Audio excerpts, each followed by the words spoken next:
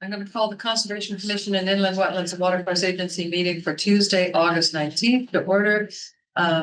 We have a quorum. I don't think we have anyone that needs to be seated for alternate.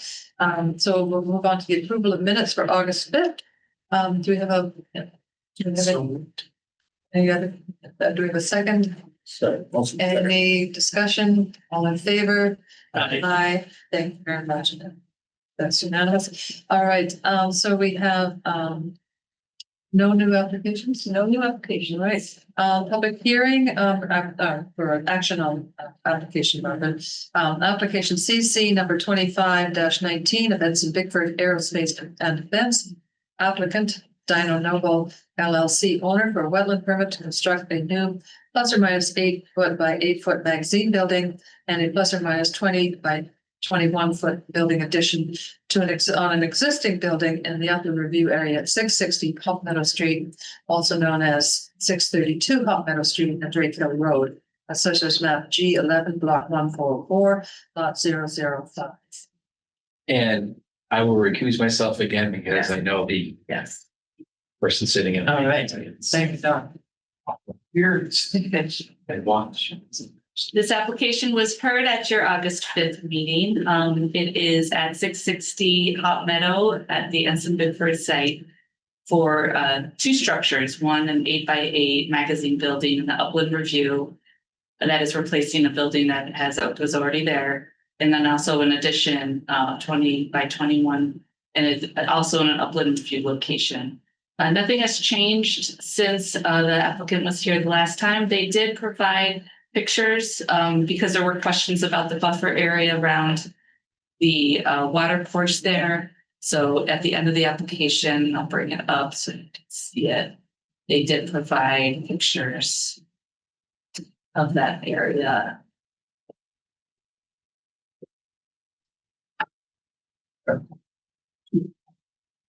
The beginning of the end.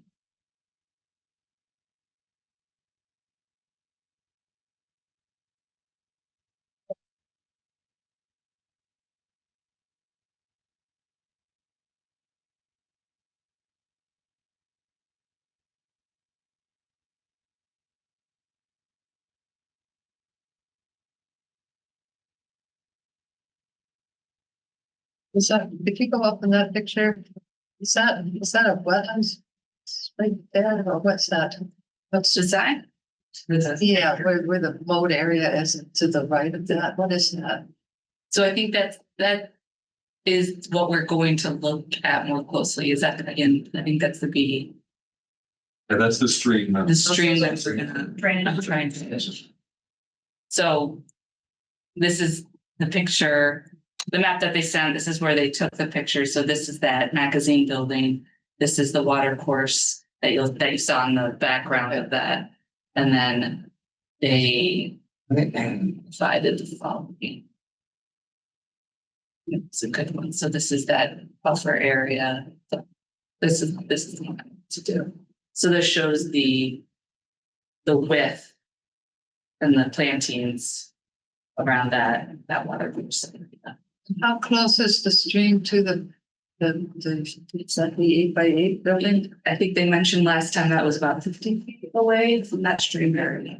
Yeah, so it's not an active stream, there's no water in it currently at all. But the floral bed that ranges from 18 feet to 30 feet width. Okay. Along that. And does it ever fill with water? I think only during flooding. So I don't see. So it's an intermittent stream. So drainage area. It's not like a drainage. It's not like a drainage. Well, often those areas develop wetland soils and it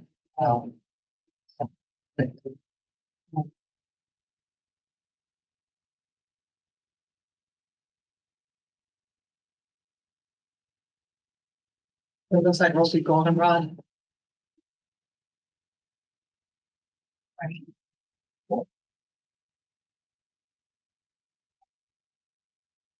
Does anyone have any questions about this application? What will be contained in the building? Are you speaking about magazine 102? Yeah. That will be, it's an 8x8 12,000-pound Type 2 magazine that will house explosives.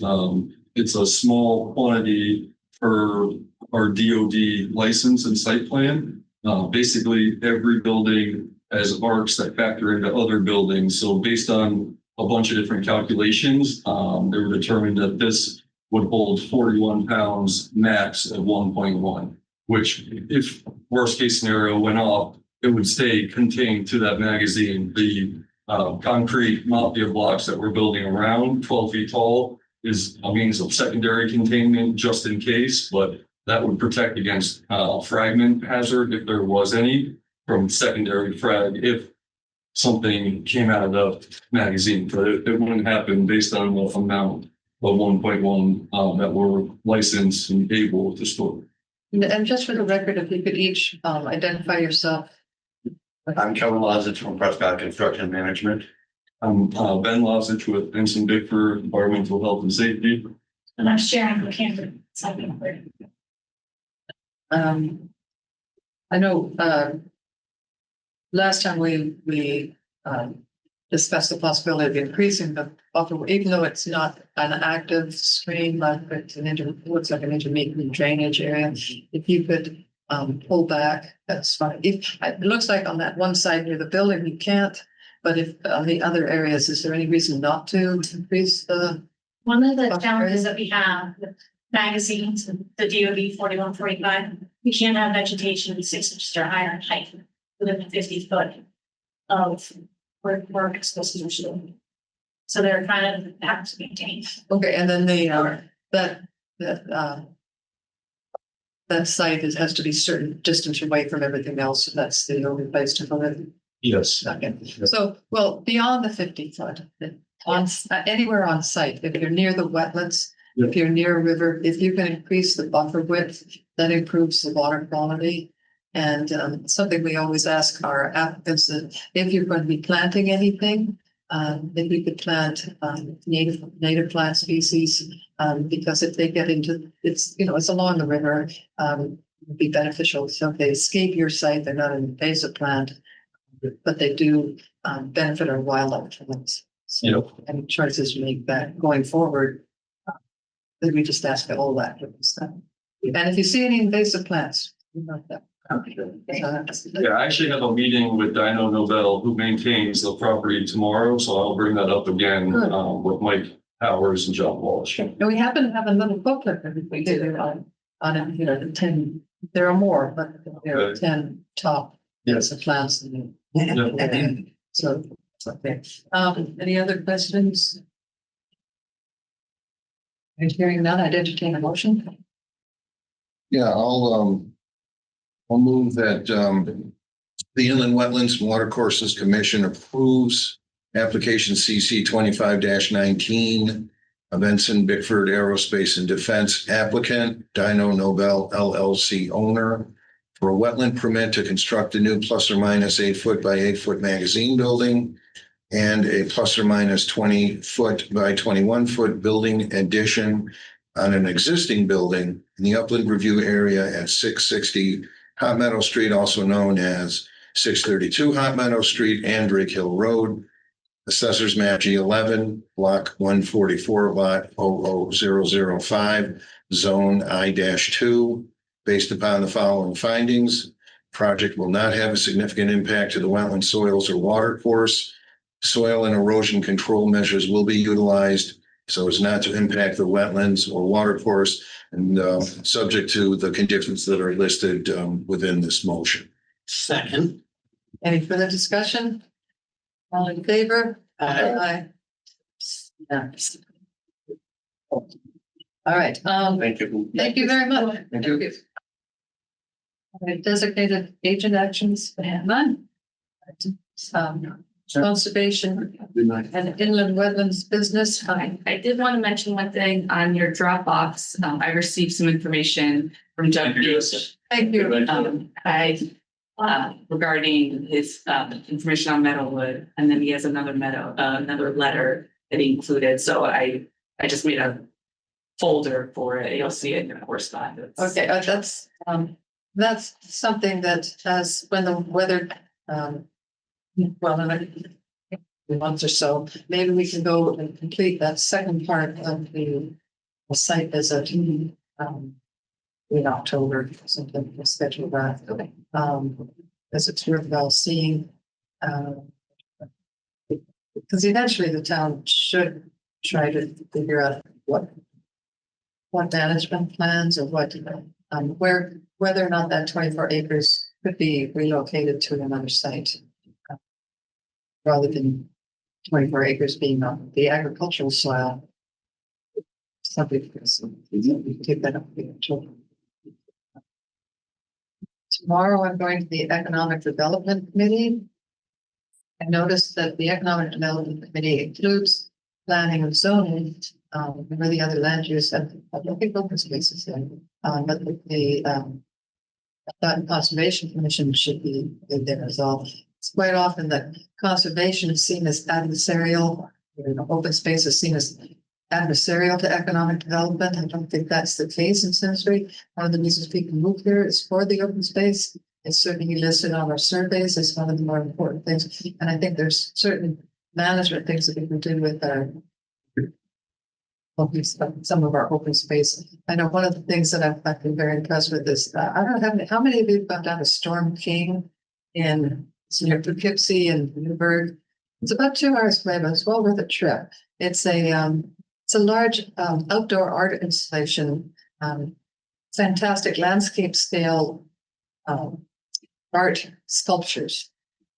And they used to just mow the whole site, but they decided that no, that's economically infeasible, but also environmentally not sound. So what they have done is planted large areas of native grasses, and it's truly beautiful. These grasses are about 5 feet tall. They have lots of different plants in them besides the grasses. When you walk by them, the insect noise is amazing. The bird life is very good. So it's one of those things that we could think about in town where we might install some of these native grasses. They only need to be mowed once a year, but people come from all over to go to Storm King to see. So it's a combination of art and nature.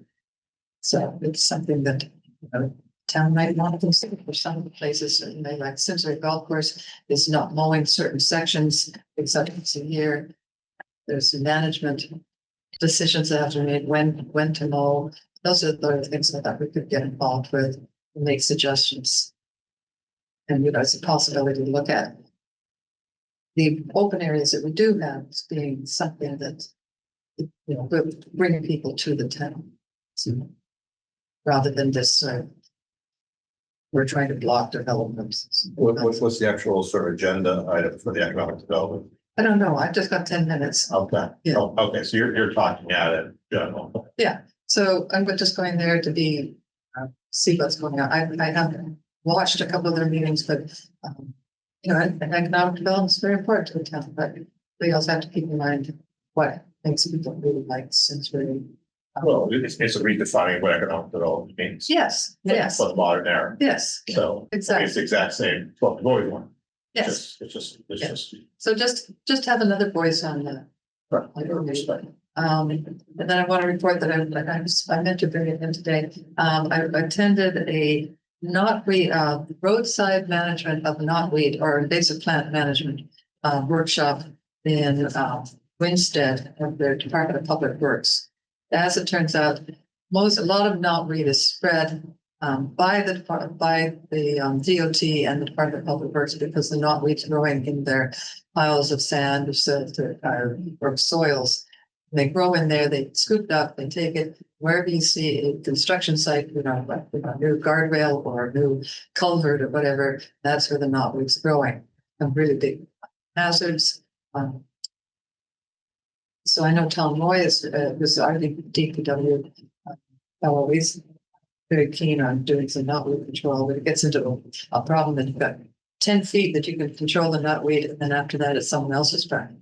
So it was a well-attended workshop. They actually did hands-on as well as a PowerPoint presentation. And it was well attended by the 12 towns in the upper Farming River. And I believe that there's an effort to do for the lower towns. So the idea being that if the Department of Public Works can control, is, eliminate the knotweed or the mugwort or whatever the invasive plant is from their piles of construction material, it would make a lot of sense on the roadways, but also how to manage it along the roads, because I don't know if you've noticed every year it gets worse and worse, worse and worse. Was that the presentation from Massachusetts? Was it knotweed that they were controlling? On The one along the Houstonic River? Yeah. Yes, That was knotweed. Yeah, Okay, that I knew was it was something that, and yeah. it like, in 2 years, it was gone they and worked everything else. really hard on it, and that's become a big project, and it was, they did yeah, it was lovely. They took them out to the site, which was the DPW site in Winstead, and showed them, here's, you've got this, you've got that, you've got this is how they treat it. So it was an education for the town staff. Because if you don't know what you've got, so being controlled. So I'm looking forward to the fact, I think they're planning on doing one in September or October. And I meant to bring in the brochure because they have some information. I'll bring them up and but that was, as you can see it all along the roads, that's just spreads from there. So, and, I know I'm going, wish me luck. I'm going to England to pick up, I'm visiting my sister, but, I'm picking up a knotweed injector gun. You can't buy them here, the good ones, and I have to bring it back to customs. What does this do? It has a reservoir for the herbicide, and it's got a needle that you inject it into the knotweed, so it goes down into the stem. I don't think so back here. I don't know. I wish they did, because I'm not looking forward to going and explaining this to customs. Yeah, well, that's not how that goes. Take it apart, put it in different And it's suitcases. one of those things that's just expensive enough, you're like, it's not just a little trivial thing. So, if you don't hear from me, I'm still being at customs. When are you going? Oh, but next week. So next meeting, if we don't see you. you'll- Yeah, I know. Right. Yeah, highly suspicious. Or you could ship it back and that way. No, then it doesn't get through. Yeah. I mean, it's the basic thing. I love the fact we live in a global economy, but good luck trying to, use your credit card on, just to ship anything or whatever. It's one of those you can't get there from here.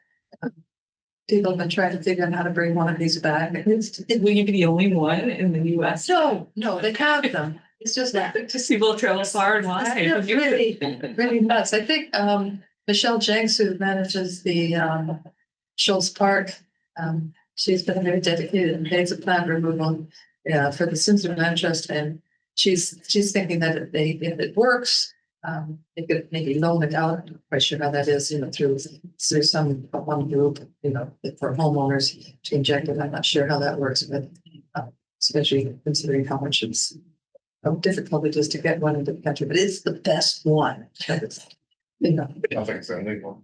No. So basically, it's a hypodermic needle for plants. I think it's based on a veterinary machine, for doing, cow injections, but they use it for plants. And in England, you can't sell your property if you have not read on it. Oh, Yeah, really? you can't get a mortgage for the bank. It's considered It's that a bad. biological hazard. Yeah. I mean, it's a botanical hazard. So It's literally lifted houses off of their foundations, it's like it's wretched. that out of control. It is wretched, and it goes through Wrecks roads. roads and the Yeah. whole thing, Yeah, just by the way, the sooner we can control it, the better. We're trying to, but yeah, there's been great success in the Houstonic River, and there's a town Zetterman is doing did the presentation when the Scottish group with it that's been active. And the goal along the upper Houstonic is to eliminate it, because once you have knotweed all along the side of the river, the It food just chain goes- collapses. yeah. Yeah. The And food- it goes And when down. you have and if the DPW are cutting it, the pieces fly into the river, they go downstream, they start to sprout. And anytime there's a flood, little fragments go downstream, that'll start. So, but it ruins the food chain along the river. The insects along the river feed the fish in the river. So you get a collapse of the ecosystem when you've got the wrong plants. So wish me luck. Talk. Bring it in for show and tell. Well, there's an idea. I will. If I'm successful, I will bring it back. You can Yes. zoom in from your cell. Either way. Yeah. I do, what I was in, this is many years ago, we were coming back from a business trip in Germany. And chocolate is fine, you know, we all got chocolate and all that.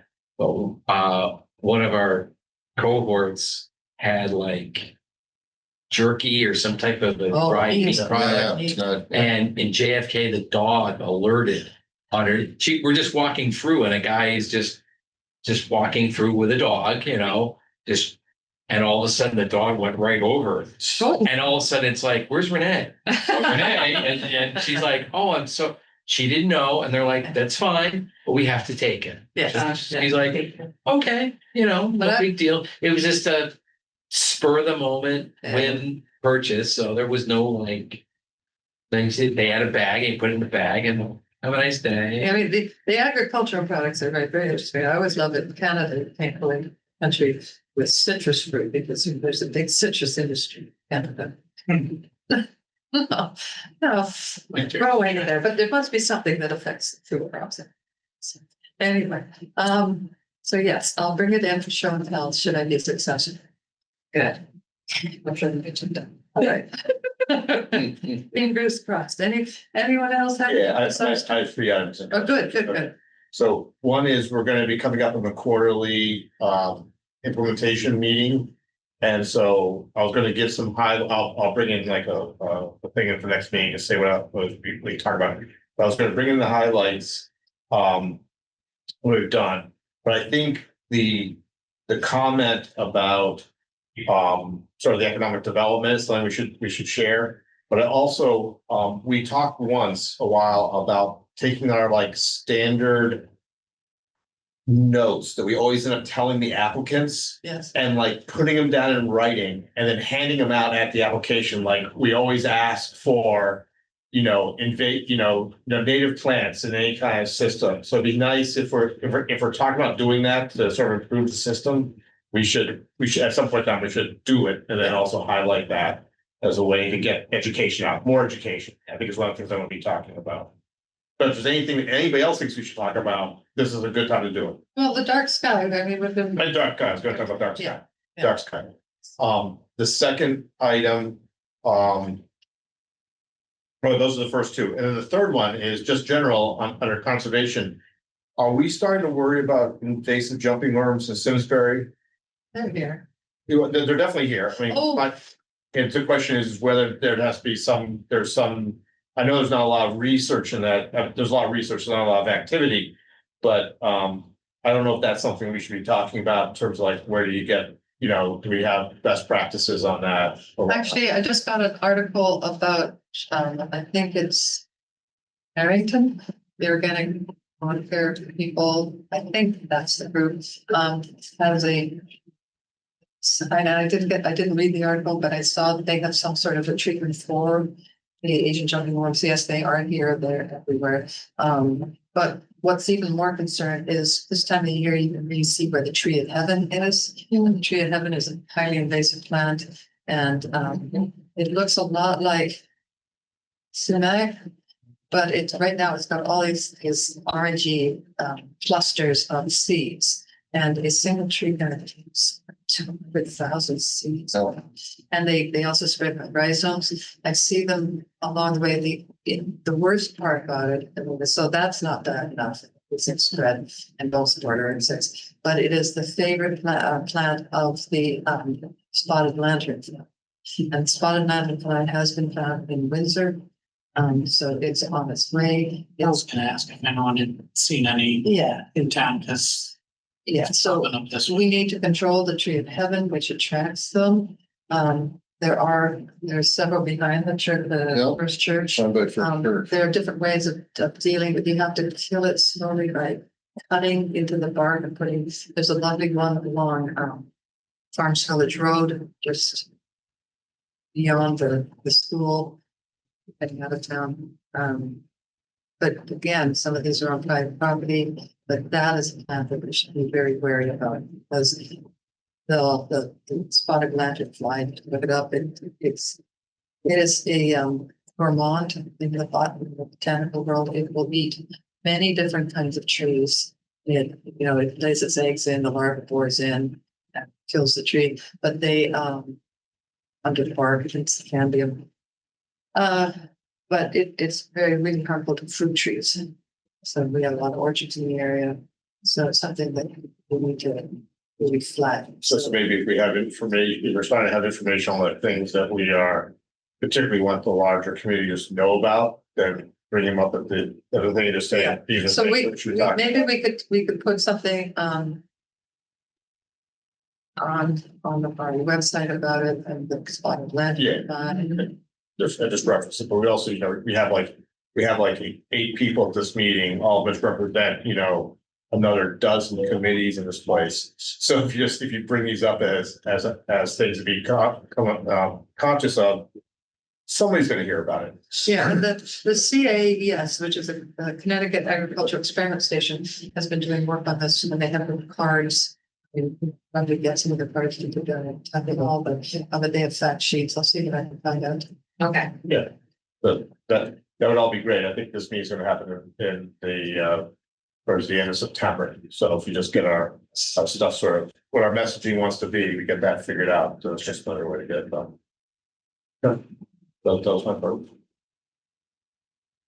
Where the tree of heaven come from? Asia again? It's a lovely name. With Yeah. jumping on. It has flowers in the spring. I mean, so many of these trees, I mean, people plant them. I know one time at the library, we wanted to plant a smaller tree. No, just because it's got the name, it's a Chinese smaller tree. And these are beautiful plants in their own, and very, important in their own ecosystem, but it's one month, as our plants do in these other similar climates in other parts of the world. Some are worse than others. Certainly the knotweed, we talked about two wheels, that's the knotweed of the tree, nothing of that. And I see it all along the Greenway Trail. And it's really easy to find The tree of heaven. the tree of heaven all along the Greenway Trail up near where Westminster is. Very depressing. I'll have to see if that's on my property too, it's probably growing right next to the burning bush. So But if you see those, like those sumac leaves, they're different because they come in and then they have a little bulb at the end. The sumac leaves are all just like that, but the tree of heaven has a tiny little bump at the end before it joins the stem. And they don't smell. I saw another, was it Russian olive or autumnberry? I've been trying to get rid of those. That was easy. It was one big one and a little one. Yeah. They had a little one. I cut it and I poured Yeah. kill it. Yeah. And it came up, I sprayed it and that died, but there's another one coming up. Well, there's so many seeds in the ground. So, yeah, but that's a nice one to just chop. But it does, I think it might send out, but if you chop it, at least it's not going to make seeds for the next tree. I was just cutting down buckthorn on the Simsbury Land property at right of ways this morning. It's very nice to cut, and I get to use the buckthorn blaster, which is the herbicide part. I think it's designed for that. It should work. It's a lot of that. Didn't have to go to England to get that one though. No, no, those ones you can get online. Amazon sells them, and so does Masami. So, no, that's easy. No, customs needed. Even though they are the most expensive plastic bottle I know of. Ridiculously expensive. Anything else? All right. Well, entertain a motion to I move we adjourn. favor. All right. Thank you, everybody.